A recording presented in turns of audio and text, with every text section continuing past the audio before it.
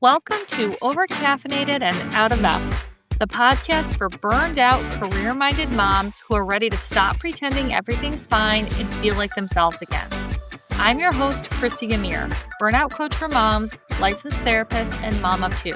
And I'm here to help you reclaim your energy, your identity, and your peace of mind.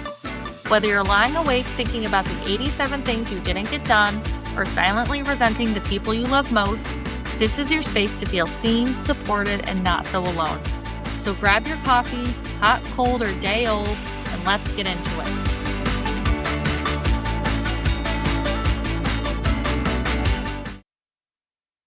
Hey everybody, it's Christy. Welcome to Overcaffeinated and Out of Effs. In today's episode, I'd like to welcome our guest, Sue Donnellan. Did I say that right? You sure did. So Sue is a military wife. She's a mom of four, including triplets, entrepreneur, author, and reformed yeller turned parenting pioneer.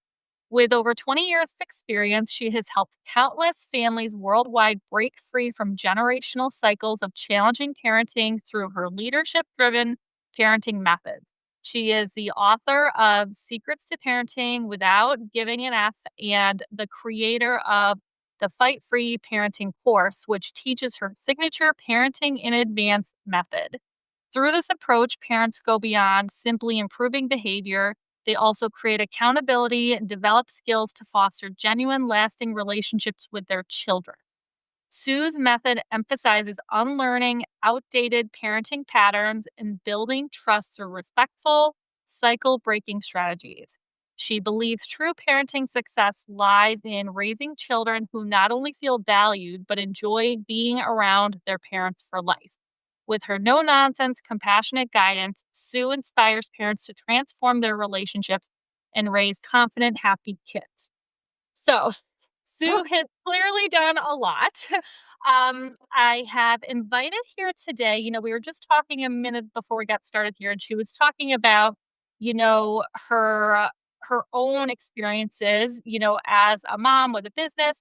But I also invited her today because I was really hoping for her to share her story and experiences as a military wife and the unique challenges that role has brought to her as a working mom. So thank you, Sue. Thank you so much for being here today. Can you start off just by telling us a little bit more about yourself and how you got into the work you do now, and maybe anything that I didn't just share in the introduction? Yeah, that's a lot. Wow, I'm getting old when we start stacking up all of that stuff. So how I got started was just ultimately the big answer is that parent coaching and parenting is really my soul's purpose. I am a multi-entrepreneur. So I started my own business at 24. Met my husband in college. We were long distance. Anyway, fast forward, I'm an entrepreneur. I'm running my own business and I marry a guy in the military. So he happens to really love kids. I did not. I was not overly enthused about having kids. I wasn't overly, it was okay. I was like, I could take it or leave it. I wasn't family minded as much as my husband. He wanted not just one or two. He was like, I want a big family. So, anyway, after some time with him doing training, he flew fighter jets, and me starting my business, we decided to try for our family. And we had our first child, and that was really a challenge. Like, your first one is such a shift, right? Because you're like, oh, Yeah. you're ready to leave and go out the door. And you're like, oh, whoops, forgot the kid. So the first one was quite a shift, but then we decided, okay, let's have our second baby. And I ended up with natural triplets. So what happened there was 2 eggs dropped in 1 split. So we have identical boys and a girl and our older son. So I went from 1 to 4 kids overnight. So in addition to running the business and, being very quickly in a big way, in the family way, I had a lot to learn. And, you mentioned that I'm a reformed yeller. So it was, like your audience is used to being a burned out parent. I was overwhelmed. I was burned out. I was just trying to juggle everything. And I just found myself yelling a lot. And, I know we'll talk about a lot of this here in the upcoming segment, but This is pretty much how I got started in this business, where I had to go and learn how to stop yelling. I had to learn how to motivate these little people and look at them as individuals, because not having had a lot of experience as a mom or with siblings, or, I have an older brother, but I never babysat for money. I just was not aware that if you just ask a kid to do it, they don't just, it's not at all like dealing with an adult.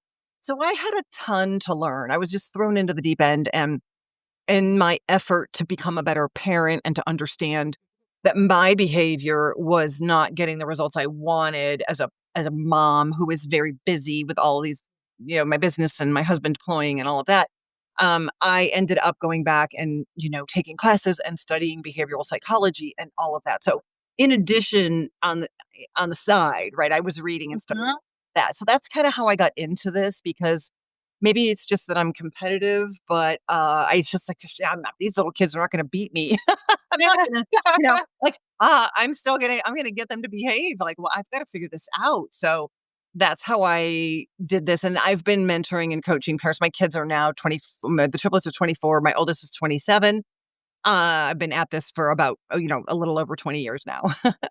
Oh my goodness, I can only imagine. And parenting, I mean, as we all know, is so stressful, but I can only imagine what that must be like to plan for a second and suddenly end up with 4. Like, what a surprise that that must have been. It was.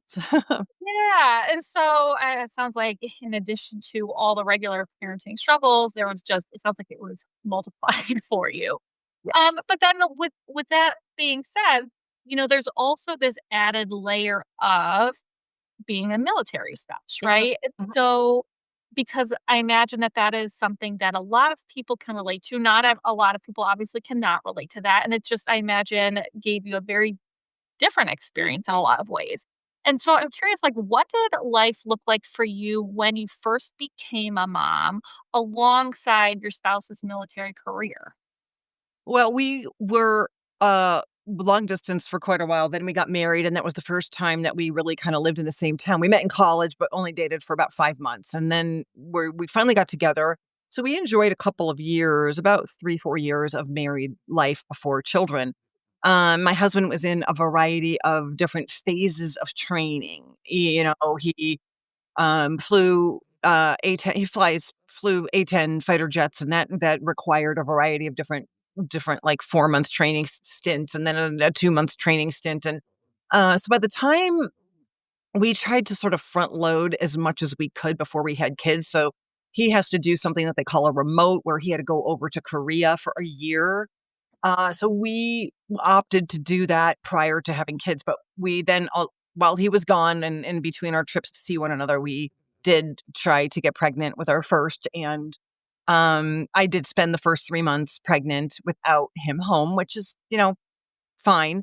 We knew what we were doing there, but ultimately, after our oldest was born, my husband was gone doing some deployments, and he was gone about 6 months of Matt's first year. So that added another layer of on top of me running my business, and my business is still something that we rely on my income. So it's providing function for my home, where it's the extras, it's the vacations, it's the extra. So I did have, and I love my business, but I had that kind of sort of pressure that I was earning money that we depended on.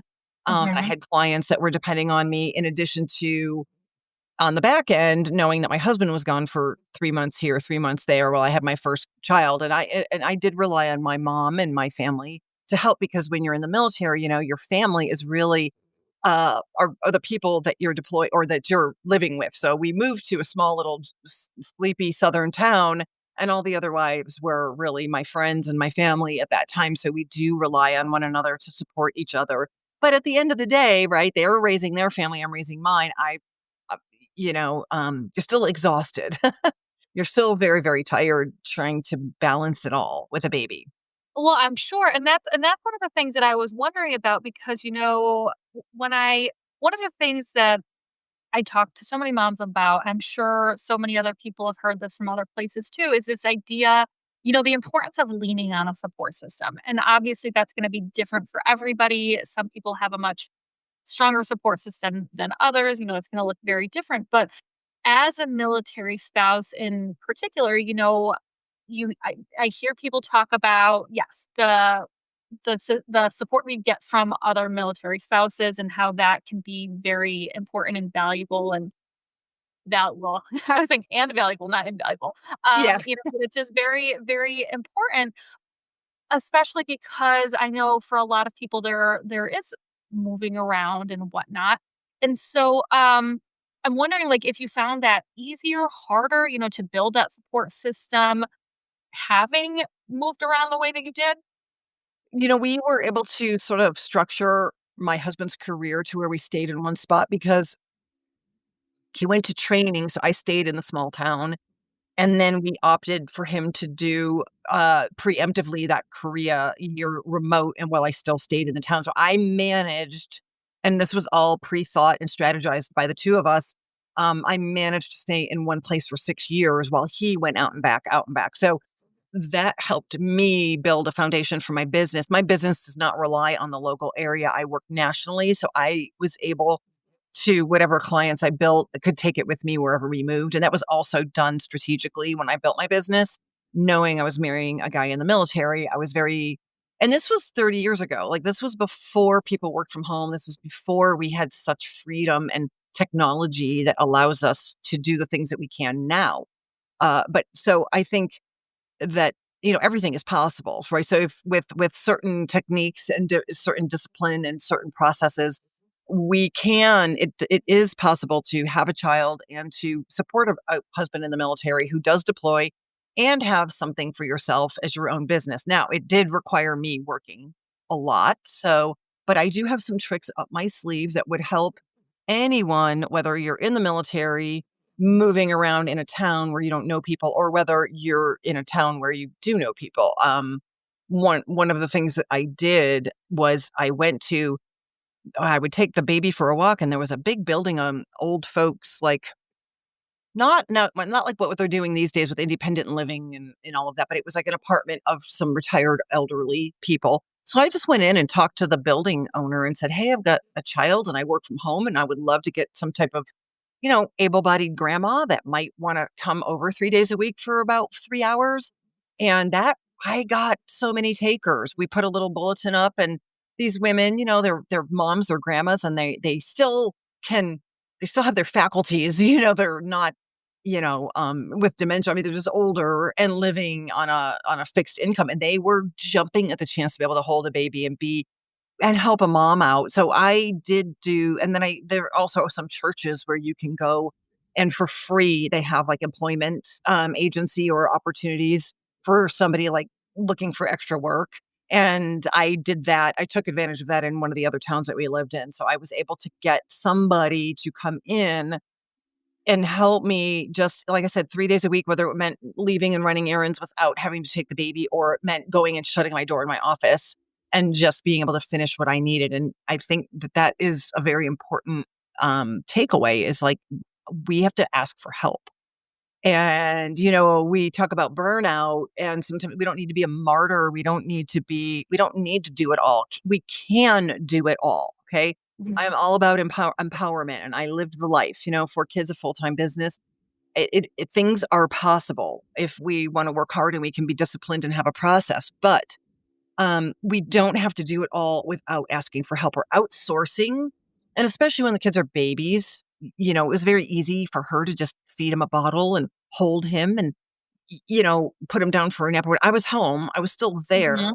and it was just a few hours, but being able to ask for help and be kind of creative about how I did it was invaluable to me. That was really one of the things that I did early on that allowed me, with a newborn and, even a 1, 2, 3-year-old, to just have some help, because my mom couldn't really spend a lot of, she would help me during the newborn years, where, months where I was really, really tired. But as time went on, those were problems that I had to solve. Yeah. It's my child, my husband's deploying. I own all of the decisions I made, which is to marry a guy and support him in the military and start a business and have a family. So I just applied creative ideas towards, finding solutions. And it was all about taking a little bit off my plate wherever I could to sort of limp myself along at every phase. And that really worked. Well, and those are some great ideas. And I agree, like asking for help is really, really important. But I also think, one of the things that a lot of moms struggle with is this idea of asking for help for a number of different reasons. One of the big things that I hear is that, I don't want to be a burden, right? It just they feel like by asking for help, they are putting something off onto other people. But one of which that in itself, I feel like is something that we could talk about and challenge. But with your example of, your ideas, one of the things that I really liked about those things is that you are it's like a win-win. Like, you are asking for Yeah. people not just as a favor, like, "Hey, can you help me?" Which that in itself is okay, but it's benefiting you and it's benefiting them, and it sounds like you're putting it out there, and then people are saying, like, "Yes, me," like, they're volunteering, and so I imagine that probably helps with that guilt too that might come along with that. Yeah. I didn't really have a problem with guilt. I think it's just kind of the way that I'm built. And in my book, I did write a whole chapter on how to handle guilt. And then I talk about all the different guilt that we all absorb, which is the guilt from our children, the guilt that, society puts on us.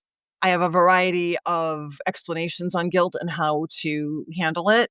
Um, but yes, if guilt, if I didn't feel bad about asking for help, because, again, I was in a different town. I had no friends and family. I mean, I had some friends, but they were also busy. And so, again, my child is my responsibility and my decisions are my responsibility. So being able to reach out to a grandma who might be, on a fixed income in this apartment building, she's got experience, she's helping me out. And it didn't have to be like a full time thing. It was something that I was able to just buy myself a little bit of freedom to, like I said, complete a thought or to go and focus and have a meeting or run an errand without the baby. Um, yes, it was a win win situation. And I did feel good about that. And I remember the one woman that I had named Mary, she was really excited to share her advice with me as a new mom. And so, yeah, it was very much win win. Okay, great. Well, and I'm glad to hear that you were not struggling with guilt because I imagine for starters, I know that that's something that a lot of moms do struggle with, and I imagine you already had so many other things on your plate. But so not guilt. I'm curious though, with some of the challenges that maybe you did have or the experiences that you did have, did you find that those impacted your mental or emotional well-being in other ways, like especially in those early years of being a mom? Yeah, a word that I would use would be bitter. Because, and I talk about this a lot, like in workshops and stuff. And, this is a very interesting takeaway. I have not heard anyone else say this. I think this is an original. But do you notice how society does not have a term for working dads? We are only working moms. And that diminishes, number one, the job we're doing at home as a full time mom. But it also diminishes us in society as that we're working moms. Yes. So we have two full time jobs. But according to society standards, we are viewed as moms who work as a working mom, where you never, ever hear anyone refer to the dad as a working dad. Yet he's out working and he also is expected to be 50-50 parent to his child. Mhm. So we are already being put upon. Society is already putting these definitions on us that made me somewhat bitter, where my husband, I'm running a business and I'm earning income for the family, but I'm also the one called from the school. I'm also the one who has to adjust my schedule. Why? Because I can. He's allowed to stay out and be like, "Oh, my sortie went longer," or I'm going to be in the meeting for like, because somebody's here to handle it. Right. And therefore, I felt somewhat bitter for a long time with the 4 kids that, everything rested on me to be here for the family, to always be I don't wanna say the responsible one, but, like, the one that is expected to be home and starting dinner for the 4 kids while my business gets put on the back burner, and then I ended up and he would come home and read to the kids and put them down for bed, which was awesome. But then when he was doing that at 10, 9, whatever time it was, I was in here back working, and I would be working until 11 to get caught up on all the stuff that I had to stop doing at 3.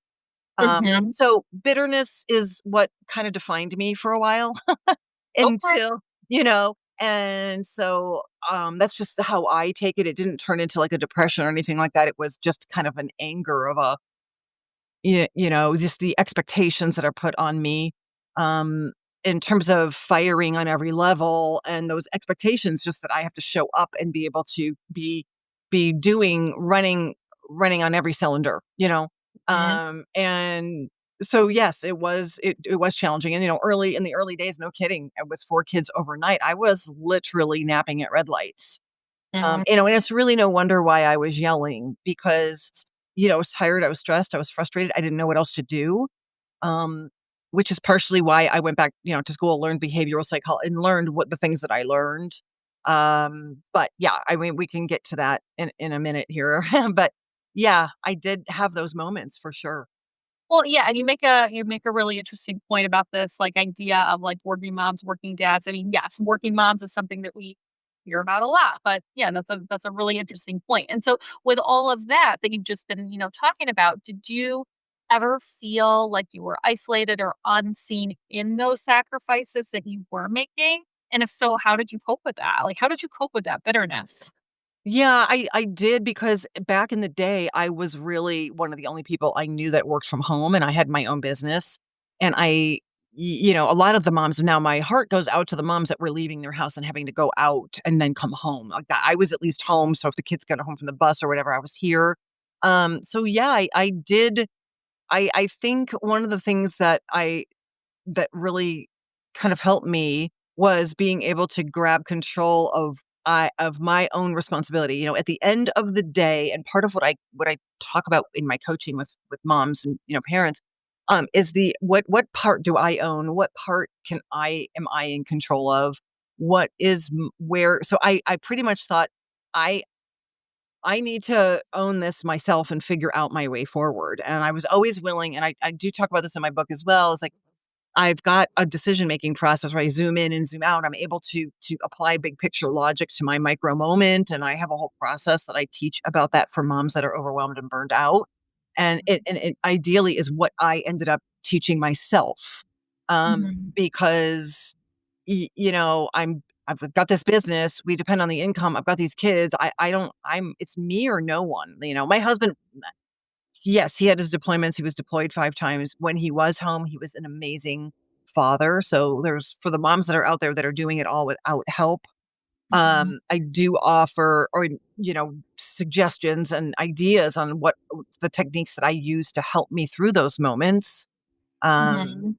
and, if you want me to get into some of those now, I can, or if you wanna wait until, you know, you, are at that point of ready to ask me. But, um yeah, I did have those moments, and I did have to sort of grab my own self and understand what piece do I own and where can I either shed some responsibility, where can I dial it back, and understanding that in parenting, Mhm. part of my stress, like parenting is an additional stress, like it's anybody even dealing with stress without children, right? Parenting as that other layer, and that is a treadmill that never stops. So you're Mhm. sometimes running on the treadmill and sometimes you're just walking on the treadmill, but you're never stepping off of it. Right. 'Cause those kids, Yeah. those kids need you all day, every day. So now I'm like, what piece do I have control over? And where do I bracket that and dial it back? Or where do I have control? So it's all about the self-empowerment Yeah. and looking at the situation and understanding where you have control and what you can manage and, just again, applying that big picture to the moment.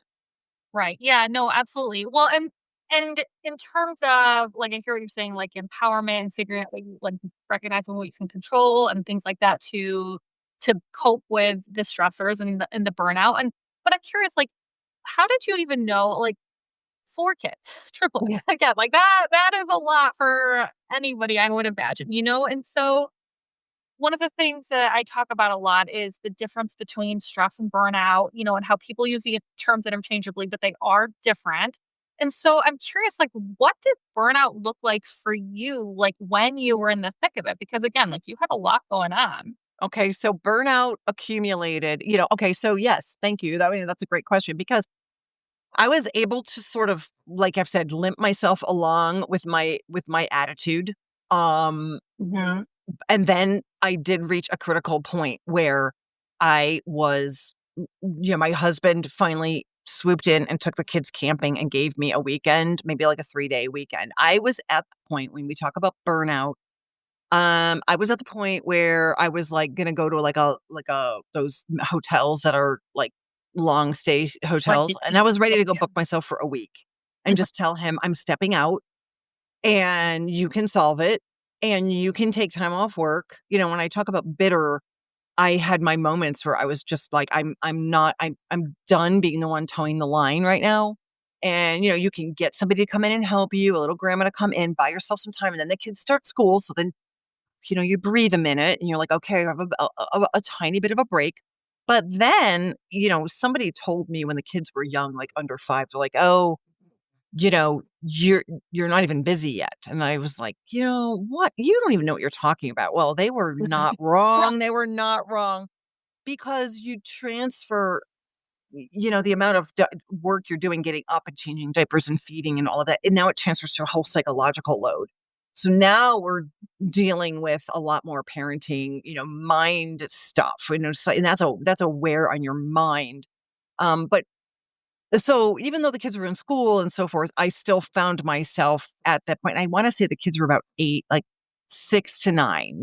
By that time I was like, I'm Dick, I gotta step out. I have to step out and I'm gonna go. So he stepped in and was like, okay, I'm gonna take time. I'm gonna take the kids camping. And I finally had that moment to breathe. And, I just didn't have access to my mom to come over for weekends. Like I was by myself pretty much.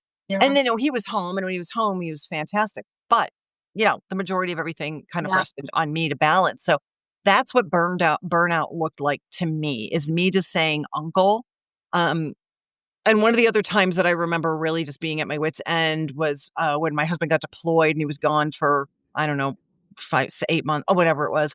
And, I was drowning and I remember I called my brother and said, I was calling him to say happy birthday. And my brother and I are close, but we're not like, he's not somebody I would complain to. And I was like, I'm dying. Mom has to come here. I don't know what more I am dying. Like I'm up at night. I have sick kids. I'm not sleeping. I remember burnout also looked like for me was when I was in the middle of studying, taking my classes at night on the behavioral psychology and the Montessori practices.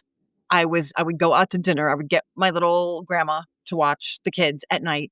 And because my husband was deployed at the time. So Mhm. I went to go take myself to Mexican and then go to the class.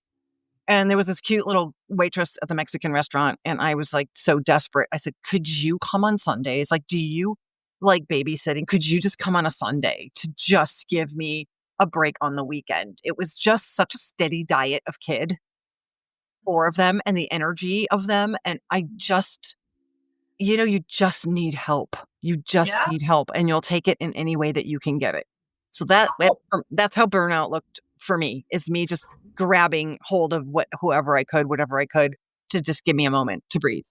well, and I'm glad that you were able to recognize that and notice, like, when you did need to tag out and get that support. I know that's something that's hard for a lot of people. It's interesting because as I'm listening to you talk, it makes me think about, like, some of my own experiences when my kids were little, and it was a similar idea where, I'd be, like, super stressed, there'd be so much going on, and I would literally say, "Tag out." I would, like, make my husband switch places Mhm, with me to take over, and then on the flip side, if I noticed that he was getting to a point where he was burned out, I would say, mhm, "Go over there, like, I will take over," right? And just and working together, but not everybody has that, and even when you talk about, like, when your husband was deployed and there were times when, when you didn't have him right there, and so getting that support in other places and just recognizing, that that was something that you did need a break from it and going and seeking out the supports to be able to give you that break that you needed. So mhm. that's really great that you were able to do that. So, obviously, I feel like we could have this conversation all day. I can tell that you have so much to say and you have so much valuable experiences, and this is so interesting. But I'm just curious. So, like, if we were to talk, about um, this again, your role as a military spouse, as a working mom, I'm curious, like, what is one thing that you just really wish that people would knew and understood about, about military spouses and their families?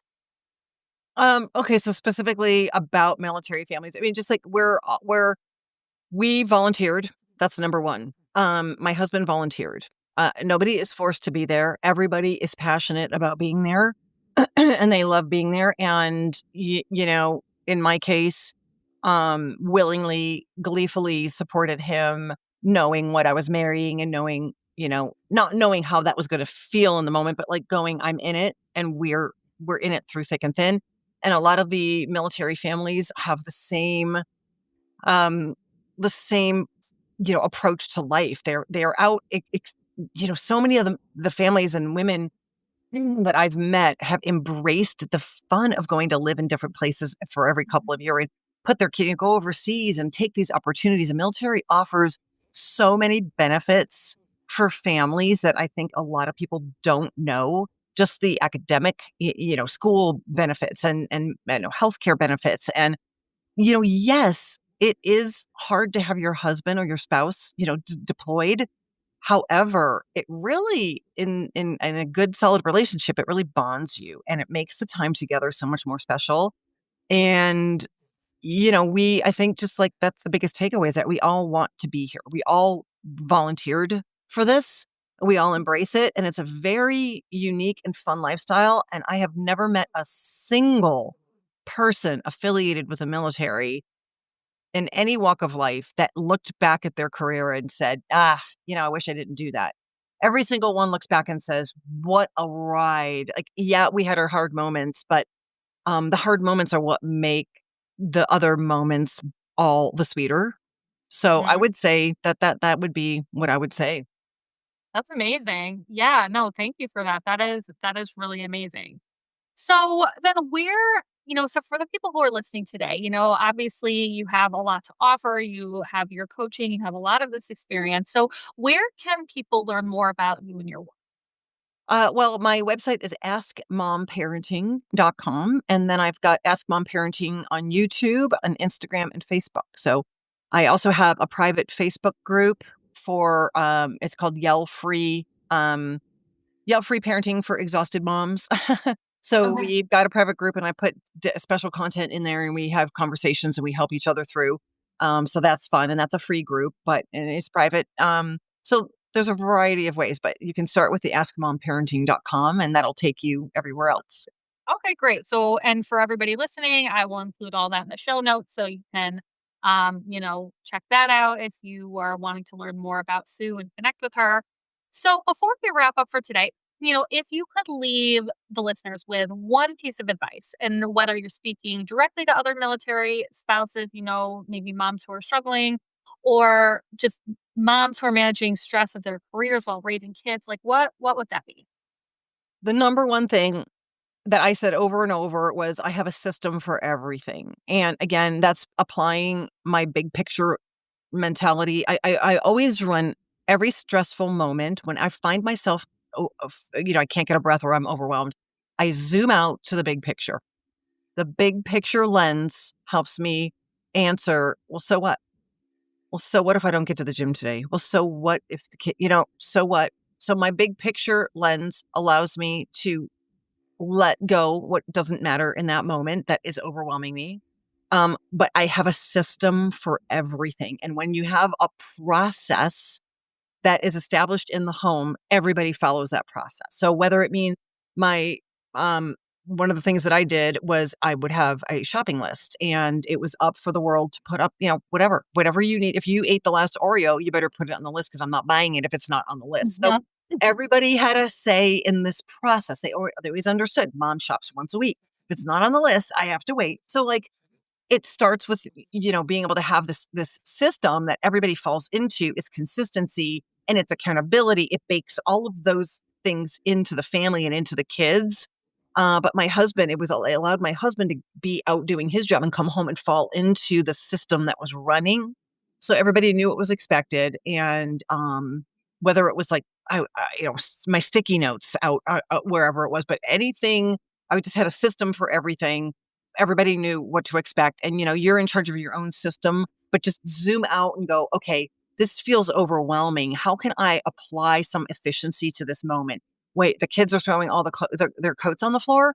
My temptation is to yell and, you're Mhm. always, blah, blah, blah. You never pick up a clothes. Okay, big picture logic tells me, how do I apply some predictability to this part that's overwhelming me? Oh, well, I'm just gonna get we're gonna go to the secondhand store, and you know what? I'm gonna whoever's throwing their clothes on the floor the most is gonna come with me, and we're gonna go shop, and we're gonna go pick out a little shoe or a little coat rack together. Let's go. How do we create a process so that when you come through the door, you've got a place for your shoes and your coat if that's the problem? Every Mhm. single problem that we are facing as parents can be run through your big picture filter and have a process applied that everybody follows. That's my number one piece of advice, is a system for everything. And I have to say, as I'm listening to you talk, I'm smiling because, you shared that example about the grocery list, and I do the same thing where I have a list, and I will, right before I leave for the store, say, "Does anybody need to add anything to the list?" And Mhm. a few days later, my kids will be like, "Mom, did you buy this?" And I'll be like, "Was it on the list?" Exactly. No, no, How no. do you help? Absolutely. No, absolutely. Because that's just like I said, every chance. And when I was studying the behavioral psychology stuff, it was like, how do you bake in the accountability in the family without being a lecturer and being, nagging? I basically am just in charge of me and my actions. I have a process. Here's the Mhm. process. Then I have to back it up with action. So when I don't come home with the Oreos and you're upset, oh, well, it wasn't. Wait, here's my list. I don't see it on there. Oh, I guess you'll have to wait until next Monday.